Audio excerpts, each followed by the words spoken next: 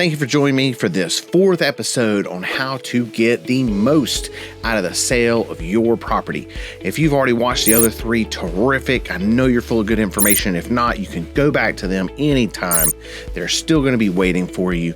But let's get right into this video. We're going to talk about pricing and negotiation here, two of the most important aspects of getting the most money out of your home. Let's talk about pricing. Everyone likes new stuff.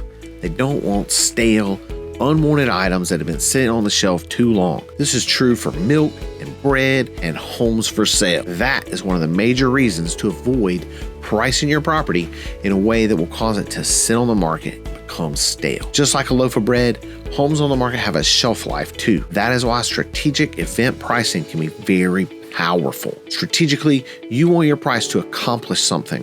You want it to create urgency in the mind of buyers, not resistance, because the buyer's sense of urgency is what will help you get more money. As we have already discussed, buying is an incredibly emotional decision for buyers. This is why it's important to understand the buyer's perspective, because what they see before they see the house is the price. Do you want buyers to come to your house emotionally eager and excited about your house? Of course, a great price makes them excited about the house when they see it. A high price makes them guarded because they don't want to overpay. The unintended consequence is that prospective buyers actually try to find reasons to not like your house because the price is higher than the competition. They are emotionally afraid to fall in love with your house just because of the price. One of the most common and biggest pricing mistakes homeowners make is to price their home high with the idea that we can always come down. Today's buyers are much more market savvy and knowledgeable than they used to be. They look at comps and the competition. They know before they see the house if the price is realistic or not. Unrealistic prices can actually make buyers not look at all. On the other hand, if your home is priced correctly, it will make buyers feel like they need to snap it up before somebody else gets it. This creates urgency and buzz about your house, which increases perceived demand for your property. Think about it this way. There are two things that you want your buyers to be excited about. Number one is your property. Over 90% of the time, they will see your property online before they ever see it in person. So it's important to have great quality pictures of your home on the MLS and the internet. This is the first impression buyers will have of your home. If the pictures are not excellent, they may not even want to see your house. This is also the reason for having your house show at its best. When they show up, you want them falling in love with your property. As the saying goes, you want your house to sell itself. The second thing buyers must be excited about is the price. If they love your house but feel like the price is too high, they emotionally put up resistance to liking your house because of the price. This is the last thing you want. First, because it might cause them to not make an offer at all.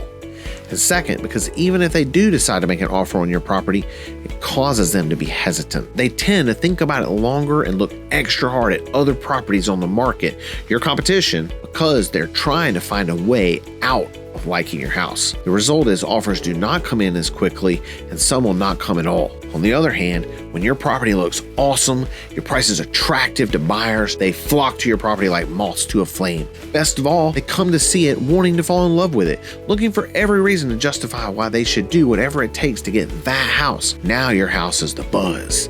In the market, the best way to get top dollar for any house is to hit the market with a price that stimulates demand for that house. The result is the most interest, the most traffic, the most offers, when coupled with the right negotiator, always result with the highest price. When a home is overpriced, it actually ends up selling for less because it sits on the market too long and becomes stagnant. Then, after weeks and weeks on the market, the WWWTH syndrome kicks in. What's wrong with that house? You want someone who will fall in love with your house because that is the buyer who will pay the most for it. The irony is that pricing it high will actually keep buyers from falling in love with your house. Now, here are 4 common myths about selling your home for top dollar. Number 1, if a home gets an offer quickly, it was probably priced too low. The reality is the day your home goes on the market, they are already qualified, motivated buyers in the market whose criteria matches your home. Often, these are buyers who have already made offers on other homes and gotten beat out by a competing offer. So when your home hits the market, there are often multiple buyers interested in your home. And when it's priced and marketed correctly, these buyers will act quickly because they don't want to risk losing the house to another buyer. Myth number 2, if we're willing to wait long enough, we will get more for our home. There is a correlation between time on the market and the property getting top value, but not the correlation many sellers think. Generally, the longer it takes, the less the seller makes because of the WWWTH syndrome. What's wrong with that house? If a property has been on the market for an extended period of time, buyers begin to wonder why no one has bought that house. The result is often low offers or no offers at all. I myself coach people, if the house has been on the market a while, we're not offering full price. Myth number 3, better marketing of my home will get me a higher price. The reality is that marketing your home does not make your home worth any more. The importance of effective marketing is to put your home in front of the highest number of qualified buyers in order to get full market value for it. Myth number 4, I will just wait for the right buyer to come along who's willing to pay the price that I want for my home. In reality, it is statistically proven that the longer the house sits on the market, the lower the offers it will generate, whether it has price reductions or not. When new buyers come into the market, they want fresh inventory, not stale listing that all the previous buyers have already rejected. Your home becomes a been there, done that property on the MLS, making agents and buyers much more likely to submit low offers or, even worse, pass over it completely. As you can see, pricing your home right from the beginning is simply the best pricing strategy to get the most interest fast, the best offers, and the best price and terms. Let's get into our last section, negotiating. Of all 10 strategies in this video series for getting top dollar for your property, this is likely the most important and the most underrated. While this chapter is not a crash course on negotiations, it will give you some key points for negotiating the best offer for your property. Your home has been prepared to show at its best. It is being massively marketed to the best buyers using the best marketing channels. And now you have interested buyers who love your house and who want to buy it. With the first communication from the buyer or the buyer's agent, the negotiations have already begun. Is it possible to negotiate a higher price and better terms even before you get the offer? Absolutely. Even before that. But unfortunately, most sellers and most agents and brokers have no clue what to do to maximize the value of the property. Are the sellers firm on the price? Will the sellers accept X price? How an agent responds to those questions can make a huge difference in determining the type of offers that you receive. Here are a couple of key negotiating strategies pre-offer. First, a highly motivated seller is a plus, not a negative. If, and this is a big if you and your agent know how to communicate that you are motivated without compromising the value of your property. The secret here is an extremely motivated seller, when properly positioned, can almost create a feeding frenzy mentality with buyers. This is what you want.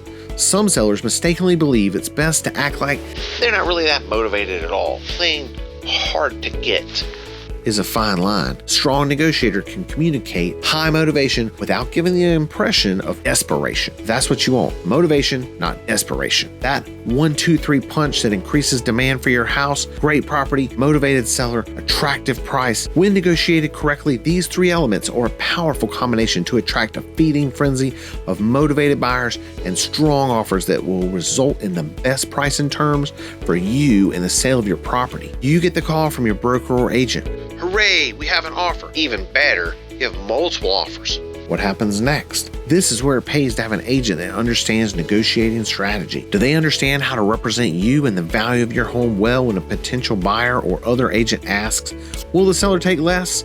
Or how much flexibility does the seller have on their price? Agents skilled in negotiation will know how to answer that question simply and honestly in a way that does not give away one dime of your equity and at the same time does not make the other party feel like that they're being stonewalled. These are not skills that the average real estate agent possesses. One of the mistakes many sellers make is hiring an agent simply because they know them, or they live in the neighborhood, or because they're friendly and nice, or even worse, because they're cheap. While any of those reasons may have some advantage for you, the real keys are their knowledge and skill to effectively represent your best interest in a complex and large transaction. It's important to remember that if top dollar is your goal, choosing the right agent has to be a business decision, not a personal decision, just because you know someone. The key here is simply to keep in your mind the ultimate goal of getting top dollar for your house. Some sellers wonder whether hiring an agent justifies the commission you pay. Think about it this way. There is a reason that highly paid celebrities and professional athletes virtually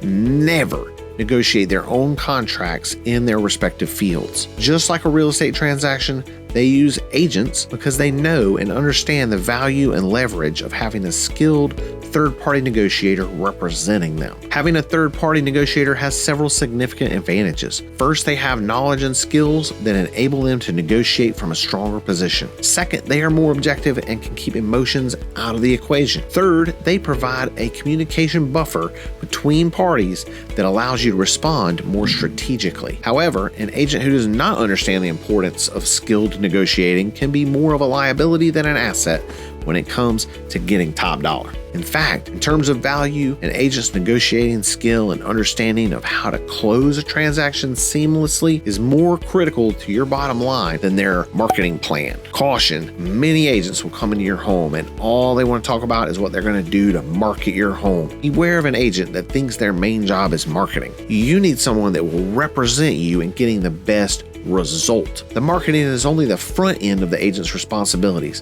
With internet and technology, marketing your home has actually become one of the simplest things an agent does for you. Think about it. Are you just hiring an agent to market your home or to help you get top dollar? You want the result, right? Another word of caution, when you put your home on the market, are you selling one of your most valuable assets? Probably so. Don't go cheap. There are times when it's okay to cut corners, and there are times when it pays to invest in quality, competent, professional representation. When it comes to hiring skill, you get what you pay for. Every agent has the same state-issued license, but they most definitely do not all have the same skill level to get you the best result. One agent only cares about getting a commission check as fast as possible. They will always follow the path of least resistance to get there. Get the deal done is their modus operandi. This is not only true of many newer agents, but it can be just as true of agents who have years of experience but have never invested the time and resources to become truly skilled at negotiating. An unskilled agent or one just wanting a commission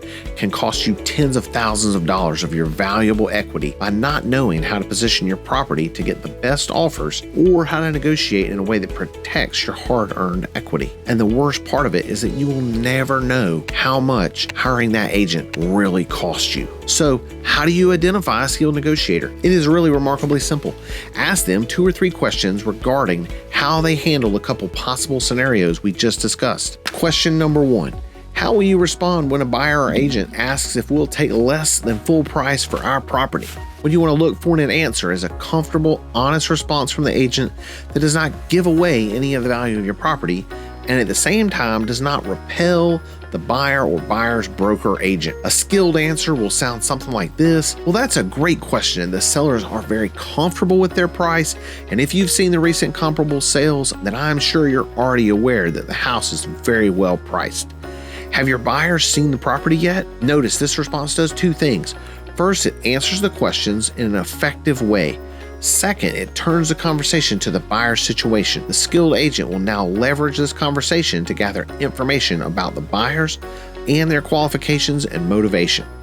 Watch for a response that indicates that the agent uses these interactions as opportunities to gather information, not to posture in a way that pits the buyer against the seller. That only creates resistance. Question number 2 you can ask: if we receive multiple offers, how do you typically recommend that we respond to each of the offers? Do you recommend that we counter all the offers or just negotiate the best ones first? What you want to look for is an agent that has a clear response strategy that honestly leverages the fact that you have multiple offers.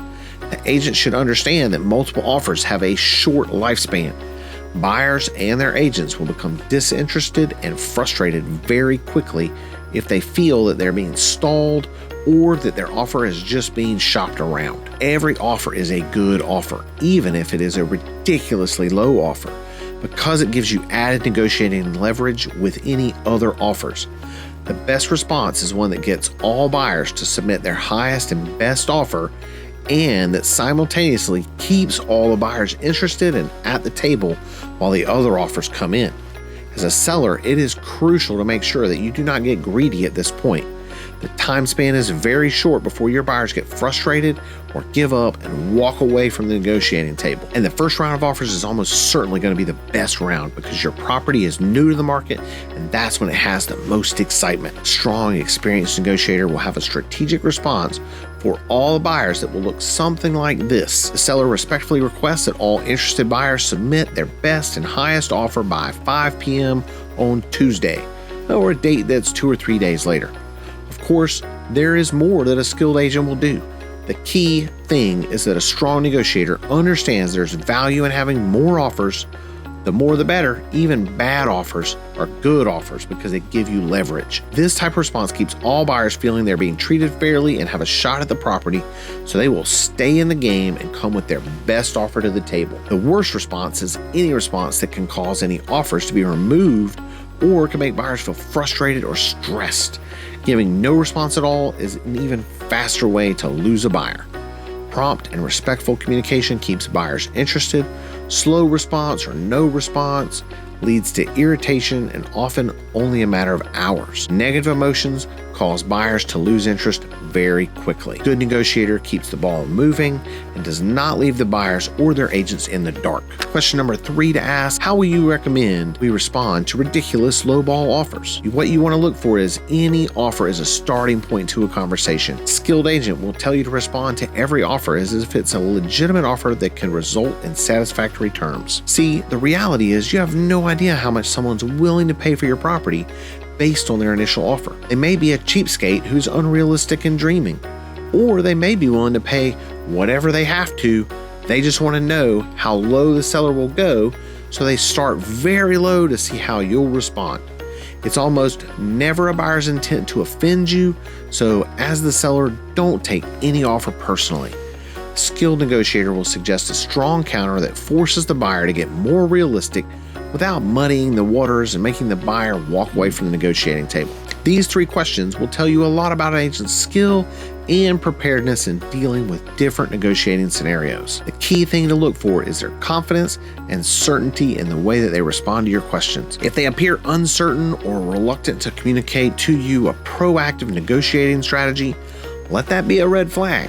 And if they come across as adversarial or ready to go to battle against the buyer and the buyer's agent, that can be even more ineffective at securing you the best result. A skilled negotiator makes everything sound easy and communicates confidence without coming across as cocky or trying to play the hero.